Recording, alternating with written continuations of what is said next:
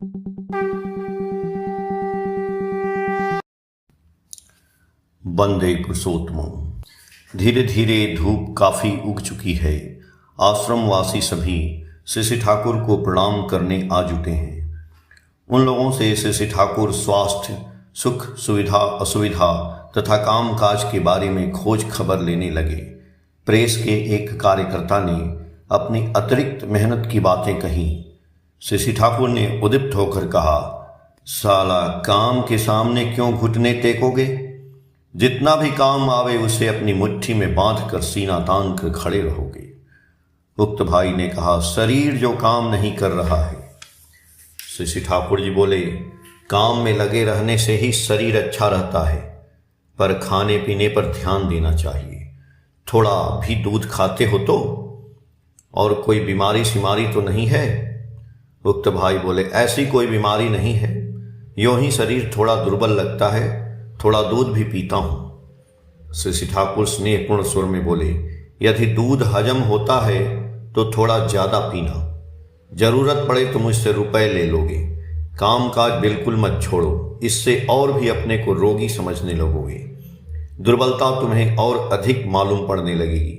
अपने मन से जितना संभव हो उतना काम काज करते रहो। यदि तुम्हें अच्छा लगे तो करो, यह तुम्हारी मर्जी पर निर्भर करता है।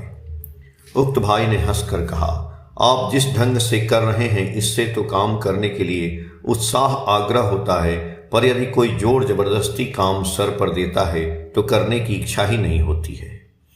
श्री ठाकुर हंसते हुए बोले, जोर जबरदस्ती देने से ही क्या होता है? यह तो तुम्हारा अपना काम है। अपने स्वार्थ के मामले में यदि कोई तुम्हारे ऊपर जबरदस्ती करके तुम्हारी भलाई करना चाहता है तो तुम्हें दुख मनाने की जरूरत क्या है? श्री ठाकुर की बातें सुनकर उक्त भाई अत्यंत प्रसन्न हुए। श्री ठाकुर जी बोले, मन में कोई दोष या विरुद्ध भाव रहने मत देना। ऐसा करने से देखोगे कि शरीर मन दोनों चंगा रहेगा। मन दुष्ट होलोई जानिस रोगेर अथाल है। इसके बाद क्या है प्रफुल्ल? एटा के तोई एड़िए के लई कौरवी व्याधि जोए, अर्थात मन दुष्ट होने से रोग का घर होता है। इसकी अवज्ञा पर चलते रहोगे तो व्याधि पर तुम्हारी विजय होगी ही। इतना कहकर श्री ठाकुर उठ पड़े। मातृ मंदिर की दक्षिण और बरामदे पर किशोरी दा की परिचालना में सामूहिक विनती प्रार्थना आरंभ हुई। अनेकों ने वहां आकर योगदान दिया। भक्तों को मिली प्रार्थना के सुर दूर दूर तक प्रतिध्वनित हो रहे हैं। धन्य है हिमायतपुर ग्राम, धन्य है सत्संग आश्रम। श्री ठाकुर प्रातः कृत्यादि से निवृत्त होकर मातृ मंदिर के बरामदे पर आकर बैठे। थोड़ी देर के बाद नवाब मिस्त्री आया। श्री ठाकुर ने श्रीश दा और बंकिम दा को भी बुलाने कहा। श्रीश दा और बंकिम दा के आने पर श्री ठाकुर सभी को साथ लेकर पोस्ट ऑफिस के निकट उस स्थान को देखने गए जहां फिलांथ्रॉफी ऑफिस का नया भवन बनेगा। कितने कमरे बनेंगे, बरामदे किस तरफ होंगे, दरवाजे की खिड़की कैसी होगी, कौन कमरा कितने व्यक्ति से उपयुक्त होगा इत्यादि बातें बताकर उन्होंने एक प्लान बनाने को कहा। नवाब से बोले, अच्छी तरह समझ बूझ लो, बाद में कोई दिक्कत ना हो। भवन छवि की भांति सुंदर होना चाहिए। एक तरफ सीढ़ी रहेगी, उस सीढ़ी से चढ़कर छत पर भी जाकर प्रयोजनानुसार सभा समिति की जा सकती है। सभी कमरे खूब मजबूत होना चाहिए। ऐसा हो कि जरूरत पड़ने पर 2 मंजिला भी बनाया जा सके। पहले से ऐसी व्यवस्था रहनी चाहिए। श्री ठाकुर खेपूदा श्री ठाकुर के छोटे भाई के घर के बरामदे पर बैठकर श्रीस्ता से बोले, चीजों की कुछ व्यवस्था होने के बाद पंजिका देखकर घर बनाना आरंभ कर देंगे।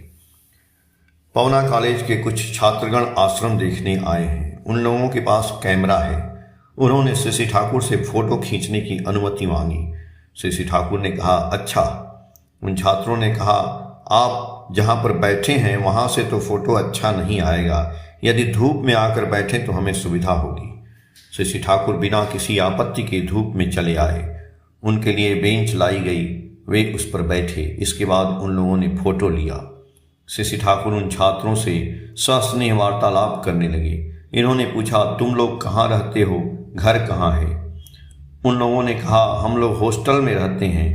हम में से कुछ व्यक्ति नाटोर के रहने वाले हैं। श्री ठाकुर जी बोले, नाटोर का कांच गोला पूर्वी बंगाल की मिठाई बहुत अच्छा होता है। क्या ऐसी बात है ना? एक छात्र ने कहा, हाँ, पर पहले की तरह आजकल चीज नहीं मिलती है, पहले बहुत अच्छी चीज मिलती थी। श्री ठाकुर जी बोले, आजकल अनेक चीजों में मिलावट होने लगी है। मिलावट करते करते असली चीज बनाने की क्षमता ही सबों ने खो डाली है। यह मानव जाति के लिए हर तरह से क्षतिकर है। उक्त भाई बोले, मनुष्य जब अभावग्रस्त हो जाता है तभी तो ऐसा करता है। श्री ठाकुर हंसते हुए बोले, मैं तो ठीक इसके विपरीत समझता हूँ। ऐसी बुद्धि जो ही होती है कि मनुष्य अभाव में पड़ने लगता है। यदि मनुष्य की सेवा बुद्धि और दक्षता दोनों रहे तो कभी अभाव में नहीं पड़ सकता है। जो व्यक्ति दुर्नीति का आश्रय लेता है, समझो कि वह आत्म मर्यादा का अपमान करता है। पहले के लोग यह सर्वदा कहा करते थे, मैं अमुक का लड़का हूँ, अमुक का पिता हूँ, क्या मैं कभी हीन काम करने को उद्यत हो सकता हूँ? ऐसी बातें आजकल के युवकों से बहुत कम ही सुनी जाती हैं। यदि पूर्वजों के विषय से वह गौरव बोध ताजा रहे तो वंश परंपरा की धारा विशेषतः उनके सत और शोभनीय चीजों को अपने में कायम रखने का एक आग्रह होता है। इससे मनुष्य बहुत कुछ ठीक रहता है। तुम लोगों ने लिखना पढ़ना सीखा है, यदि अच्छी तरह लग जाओ तो फिर से उस हवा को लौटा सकते हो। छात्र ने कहा, हमें उतनी क्षमता कहाँ है? श्री ठाकुर बोले, यदि इच्छा हो तो अनुशीलन करो, क्षमता का कभी अभाव नहीं रहेगा। उन्होंने विनीत भाव से कहा, ऐसा ही हम लोगों को आशीर्वाद दें। श्री ठाकुर बोले, परम पिता का आशीर्वाद तो है ही। इसके बाद प्रणाम करके सभी ने विदा ली। जाते समय श्री ठाकुर ने कहा, जब कभी मौका मिले तो चले आओगे। उन लोगों ने सम्मति दी। तत्पश्चात श्री ठाकुर ने कुछ वाणियां दी।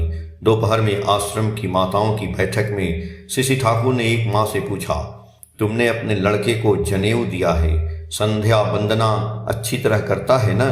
प्रस्राव के समय पानी लेता है न? माँ ने कहा, हाँ। श्री ठाकुर जी बोले, इन सारी बातों पर खूब ध्यान देना होगा।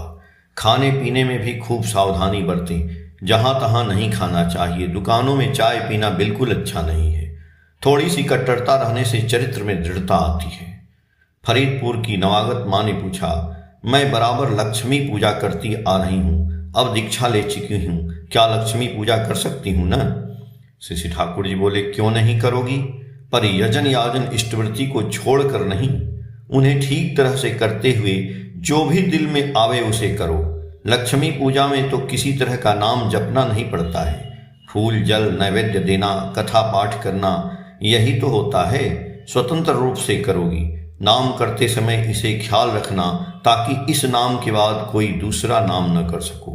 यदि पहले किसी से नाम ले चुकी हो और करने की इच्छा हो तो पहले उसे कर लेना, इसके बाद इस नाम को करना। उक्त माँ बोली, हमारे यहाँ यह एक तरह की रीति है कि खास तिथि व दिन में खास खास चीजें नहीं खाई जाती हैं, पर लड़के बच्चे नहीं मानते। आप क्या कहते हैं? श्री ठाकुर जी बोले, इन्हें मानकर चलना ही अच्छा है। किस प्रथा में भला बुरा क्या है, बिना समझे बूझे छोड़ना अच्छा नहीं है। जिसे मानकर चलने में कोई नुकसान नहीं है, वरन नहीं मानकर चलने में नुकसानी है, तो मानकर चलना ही अच्छा है। अच्छी तरह पता लगने पर इसके भीतर में जीवनीय संपदा मिल सकती है। मेरी माँ कहा करती थी, चखाने देखिए छाई, उड़ाइया देखताई, पहले पाइते पारो अमूल्य रतन। खोटी वस्तु में रतन मिल सकता है। जय गुरु।